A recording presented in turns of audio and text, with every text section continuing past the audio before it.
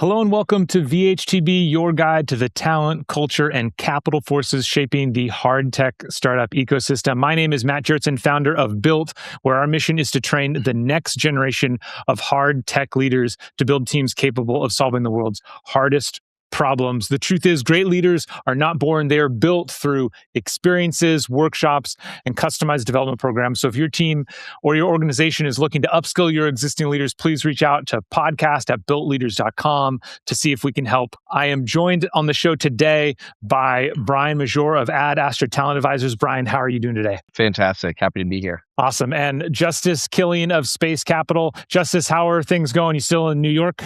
Hey Matt, yeah, doing good. It's getting sunny and survived rainy Memorial Day weekend. So all good. Excited to chat. Good, excellent. I'm excited for today's conversation. Personally, I feel like it kind of mirrors a question that we asked a number of episodes ago about whether or not founders need to be narcissists in order to be successful. In some ways, we're kind of asking the employee version of that again, and some of this comes from what I have seen as a lack of nuance in some of the discourse around the talent that you're looking for, especially in a startup, where I feel like people will say they want, the driven people, the people who are mission focused and are willing to stay in the office 12 hours a day, do anything to get things done, or people are just here for a paycheck and they're there for the 9 to 5. And having personally been one of those people, I think there's a big in between there. There's a big ability for people to be focused and yet want to go home to their families or take care of their kids or whatever it is. And today, what I wanted to discuss is kind of where that line is, and so simply frame the question to both of you. Is it possible to be fully committed to a company on, say, an 8 to 5 schedule? What do you think? I mean, I really think this framing, and this idea comes from corporate culture where it really mattered to be in the office and be seen, even if you weren't necessarily productive. And, my early career was sort of that way. I started out working at Merrill Lynch, and, there was all the youngest, most capable people were, just staying there till like midnight just because they wanted to be seen, working the long hours, and weren't necessarily being productive or really pushing things forward, but it was more of an optics for management to seem like you were committed, right? You were sort of playing the game. And then that became, an expectation and a culture that was just sort of set up. I think you still do get this in investment banking, and they've actually put like rules around it because the culture was so pervasive, that people just wouldn't go home and you're getting extreme burnout from it. And so I think it's way more of an optics thing. When you get into the hard tech world, I think you can be deeply committed to solving a mission and be able to prioritize the various complexities of work and personal life, and use, as work has shifted beyond 9 to 5, now it's 24 hours a day. You choose when you're able to sort of meet those deadlines and meet your personal obligations in a more dynamic reality. And I see that all the time. I live that having a couple young kids. So that's my take. My gut is that this is definitely not like a false binary. And I think that people that make it a binary situation probably haven't experienced anything in the in-between. Yeah. Because I have, and I think that can exist. And I've also seen it in a number of our clients and the companies that we work with that really do their absolute best to try to find some of that balance. And I think for me, the companies that are most successful at doing that, the culture of the whole company and of the individual, it's framed more around authority and like autonomy and like what they're able, like where they actually have authority. And if they are in a role where they are not able to just be trusted to get their work done, if the culture is not giving them that authority, then it does become more about what the optics are. But if you are actually trusted in delivering against objectives and against outcomes, then people tend to care less about the optics of when you're in the office. At the end of the day, you might need to sign on at midnight to approve an issue ticket, and that might be the what's needed of that role. But that role might also be totally fine if you leave at 3 p.m. to go pick up your kid from school. So, Yeah, but I think if we over index on like the hours that you're in the office and you're focused on that versus like, are you able to yeah. get your job done? That's where this like disconnect happens more quickly. I remember a story from the book No Rules Rules about Netflix and their growth, and they kind of famously had the unlimited PTO policy, right, where you can take as much vacation as you want. We're not going to have any kind of limit to it, and it was. In the book, they discuss how whether or not that policy worked was 100% up to kind of like the senior leader of the team. Where if that senior leader never took vacation, then the norm of the team was to never take vacation. And if the senior leader like balanced it out and did well, and and would openly say like, I'm taking a week off or I'm doing this thing, and balanced it in a way where they made sure to deconflict their time off with important milestones or things that was happening, then that became the norm of the organization. I'd be really interested from either of you, since I do think a lot of this is setting the example and setting the tone. What are some ways that leaders can create that culture, especially early on? Like, I mean, founders are so often, like laser focused on accomplishing a thing. Do they need to? I mean, I guess there's a bunch of ways that, do they actively need to take time off even if they don't want to? Do they just openly discuss, hey, it's okay if you take time? I'm single, you're not. So like set different, what are different ways that founders especially can kind of help set that culture in an early team? Or what have you seen? Where I've seen this successful is the earliest days, the first couple years, first 20 employees. Most founders I see are not going to take time away from the company. Yeah. It's just like the rate of sort of iteration and feedback loops is so tight, and the capital is so scarce that, and even, they're working every weekend just to, survive, right? The number one goal of startup is to not run out of money. So you got to just keep going. But once you start to go from like 20 employees to 50 to 100, and you start to have a little bit of product market fit, and now you have some team and people and layers within the organization where there's, trust and empowerment and autonomy across the organization. It's a really important step for the CEO to actually step back and remove themselves a little bit and like let that organization carry on. It's almost like a little bit of a trust exercise for them as founders. Say, I can step away and this organization can run without me. And, I think it helps avoid some of the micromanaging and helps build some of that trust. And that it models the behavior that, when you are being responsible and it is the right time, take a step away, go refresh, go, recalibrate. I also really like it when founders actually talk about like what they got from a vacation and share some of that personal aspect as opposed to just being like offline.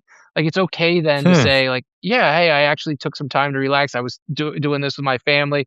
You're more multidimensional. It sort of, I think, strengthens that culture of trust and transparency as opposed to just disappear from the company for a little bit and then come back like full force. And, it's just like, oh, every time he goes away, he just kind of like come back, with like 15 new things to do and, drive harder, right? That's good. Yeah. One of the things you mentioned is it's a Tim Ferrissism where he always tells business owners, it's like as early as you can, you need to take at least 2 to 3 weeks of vacation away from work, because if you haven't, then you can't be sure you're building a real business that can like stand on its own. If you're constantly involved, you can get a false sense of security about what you're building. And it's only if you really step away that you really know, oh, like, okay, we're building something that can last here and it's really going to go solve problems. So yeah, I think it's really important. But Brian, what have you seen work in organizations? Yeah, I think those early years where the founders have a really, really hard time taking time off, I think you're right. It's important to still try to prioritize it and be building towards like being able to do that. Like that is a strong success metric of a well-functioning business, is that it's not overly dependent on one person or multiple key people. And I also think in those times, it's really important for the founders to realize that they are founders and the rest of the team are not founders, and that is different. And that's okay that that's different. Like, and that means that if the founders are not taking some time off for some period of time for whatever reason they decide, that doesn't mean they should expect the same from everyone on the rest of the team. That they can encourage and have better outcomes from the rest of their team if they speak to them about the importance of, yes, like, please go, like, get to know your employees, get to know your senior management, and know, yeah, what are the schedule of their kids like, and are they missing out on something over and over again, and how can you, like, give them the freedom and permission to not miss out on those things. There is a need to, like, not always be do as I say, not as I do, but I do think there are times where there is just a difference between the actual, like, Yeah. founder and owner of the company versus, like, layers of folks that are not that, but the founders have to be aware of that and how they can, like, still create a Yeah. culture that supports folks and where they're at in life. Yeah, I just think that's really, really important, because if people don't feel like they have access to do the things that they want and still be successful in their job, that is when they leave. That's when they burn Yeah. out a lot more quickly. And so if you're not actively working to know who they are and what can solve these problems for them, then you're just going to have people leave. And if it's happening at the top level, it's going to keep happening down, like, lower levels. I mean, it's funny because in larger organizations, these differences in expectations become self-evident. Like, no one would say that you expect the same amount of commitment from the CEO of Amazon and the person working in the fulfillment center. They're different, right? Because they're compensated differently. Like, everything is different. And maybe not right away, but like very quickly in a company, like, similar kind of things are going to start to happen where, yeah, like, if you're the owner or the founder or that initial founding team, like, the incentives for you are a lot different. The payoffs for you are a lot different Yeah. than for some of the other workers. And recognizing that, and or even if it's subconsciously, or even if it's not something you speak out loud, like, there are levels of a company and there are different expectations of a company. And incentives matter. Yeah, incentives matter. This always comes up with, I know Gary Vaynerchuk gets asked this a lot. People, like, young founders will come up to him and ask the question of, like, how do I get my employees to be as motivated and excited about working here as I am? And he just says, you don't. Like, you get way more from this than they ever will. So how, like, you can't expect you can expect a lot, and, like, you need to have expectations, but you can't accept the same level of enthusiasm as excitement as you when it's, like, your child, basically. One other question I have for you is, how much should a company factor in, if at all, the different life situations of people? I remember when I was a pilot, another pilot came up to me and they were kind of complaining because they were seeing that in the squadron, they felt that the single pilots were tapped more for deployments and missions than the pilots with families, because leadership would kind of just, like, quietly acknowledge, like, oh, well, this person, they got school things to go to, and they got to get to, the baseball games or their kids or whatever. Whereas, like, the single people, like, they don't have anything to do, like, whatever. Should a company take that into account at all? Or should it just be the company's, like, these are the results that we need for this role, and leave it at that? I mean, you want the right people in the right seats. And if someone's life circumstance prevents them from being in a seat that demands something that they can't be successful in, then you probably need a different person in that seat. But if you also say, like, I'm never going to hire or deploy a pilot who is married, then you're going to only further create a culture where that disconnects you from those people. And I think, like, an example that we've seen that's similar to this is a company with, like, founders or senior leadership that, like, doesn't have that no one has families or young children or anything, like, similar to this. It's really hard to then create a culture where it's okay to have a family, because even if the leaders say, like, we love families, and, like, they're all, like, saying the right things, you can tell it's different because they haven't actually lived that experience, and people can't actually, like, trust that it will be okay. You have to find a way, I think, to get some of this, like, diversity, if you will, at, like, multiple layers of the organization as quickly as you can, and ideally up high, because those people will set the standard for how the company thinks about folks with families or any other type of situation. Because it'll just keep blocking you from being able to hire more people because people just won't trust it. There won't be any evidence to support that you can be successful in that environment more broadly. That I makes mean, sense. I do think that there's a reason, the modern org structure has evolved from like entry level, individual contributors and analysts that do a lot of the busy work and grind to the more manager level that helps set the goals and priorities. Often, that entry level foundation, they're building the skills, they're learning the skills. They tend to have more time because they don't necessarily have the same obligations. You see societal trends also aligning with sort of that structure where people have chosen to wait a little bit later in their career before having kids.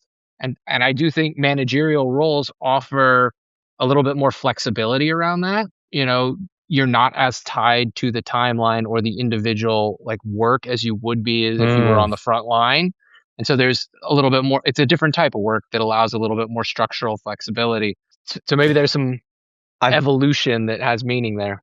I've definitely seen that play out at times. I've also seen it play out, especially in these like hardware early stage startups where like the leaders don't get or want to not have individual contributor work. So then what ends up happening is they have all the management work plus individual contributor work, and then they're like bogged down so much more. And so then a lot of these managers, senior managers and up, they start to accumulate too many responsibilities that they can manage while also having a family. So now I actually think I see kind of the opposite. They get a little too burnt out. They're not prioritizing their family the level they want. So then they seek like a more of a principal level role and go back to individual contributor work and try to get on projects that are a little bit less tied to the critical path. Interesting. And they don't have any management responsibilities at all because then people aren't calling them in the middle of the night because something's broken and they're their manager. And so I think it again, like kind of circling back to something I said at the beginning about like it depends on the seat. Like what is the responsibility of that seat and that role? Like is it to pick up the phone at any hour of the day because your teammate has a problem? Or not? Or like where's the flexibility? Where's the line there? And how much authority can you give folks while maybe not requiring that and making sure that you're finding folks that are excited to buy into that seat and can fulfill the commitments of that seat and getting like mutual buy-in on that versus like forcing that or like having someone go in blind to that. Well, yeah. And so I think that's kind of the summary of this discussion, right? Is it's really important to come back to and know what the expectations of the role are, what the expectations of the company are. And that's what's going to kind of naturally guide the company through its phases. Yes, early on, the company's just moving so fast, things are changing so fast that you may need a period of time. It's just like, look, we're here all the time. We're just focusing on stuff all the time because that's what has to happen. But as you grow, the goal needs to be to more clearly identify what the requirements are for different roles so that naturally people kind of match their strengths and weaknesses to those different things so that they can have the autonomy, have the authority to make decisions of when they're going to do this versus when they're going to do that. And that's what allows you to kind of over time get to the point where people are finding their right level of commitment for the impact that they want to have in an organization. So it's certainly not this binary, like either you're committed or you're not. It's if that's all it is, if you're in that binary, it's probably because the company hasn't done enough work like defining roles. And if you define roles, then there's going to be a variety of commitment levels that exist within an organization. At least that's kind of how it all sounds to me. Does that sound about right? Yeah, and I think Matt, when you're talking about like training managers, I think a key part of this is just thinking about like to be a good manager, you need to have some foresight into the next 3 to 6 months. And like, is your team well positioned to take on what that role requires of them for the next 3 to 6 months? And if you see problems, get ahead of them and try to solve them. And again, not just try to force people into it and like cross your fingers and hope for the best. Yeah, because I think when I reflect on things I've seen, things I've read, when managers are complaining about a lack of commitment from people, very often it's because they haven't had that foresight to make sure everybody knows, like, these are the important things, these are important milestones. Yes, if everybody knows that this product launch is happening in 6 months, and then somebody, a senior person, comes forward and is like, hey, I'm going to take 2 weeks off right during our product launch, like, maybe that's a sign that they're not a right fit for the company, and they're not fully committed. But I would say that's not, at least in my experience, I don't think that's the norm. I think the norm is there isn't enough communication, there isn't enough clarity, and it's like the manager has in their mind, everybody should know this is important, but they haven't clearly communicated it. And it's that clear communication about what the expectations are, what the most important things are, that help ensure the right level of commitment. 100% agree. Awesome. Okay, well, this has been a good discussion. I think to summarize, it's not a dichotomy. There's a whole spectrum when it comes to commitment. There are times in a company where you have to be 100% committed for sure, but the goal should kind of, as quickly as possible, be to get out of that realm so that you can have higher level leaders that have families, so that you can have different roles that require different amounts of responsibility. And that's ultimately how you kind of create a well-functioning holistic company. Awesome. So this has been great. Thank you so much for the input. I always love chatting about these kinds of things.